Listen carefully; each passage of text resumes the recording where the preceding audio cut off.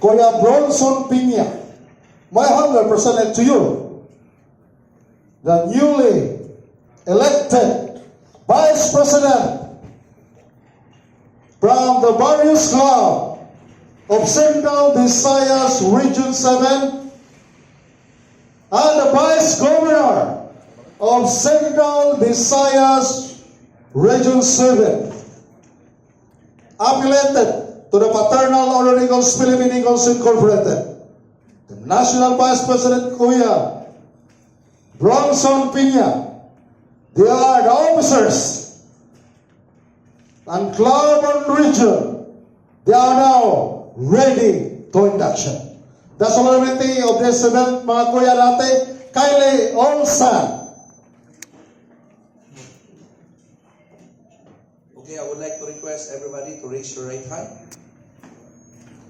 I, Eagles, state your name, having been duly elected, state your position As Vice President and club, a club duly affiliated with the Fraternal Order of Eagle Philippine Eagles Incorporated, subscribing to each Eagles Constitution, and believing in its capabilities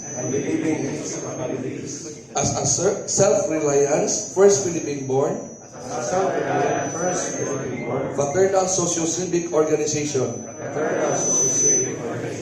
do hereby solemnly make an oath that I shall defend and uphold at all times the said Eagles Constitution, as well as all laws, rules and regulations duly promulgated by the Philippine Eagles,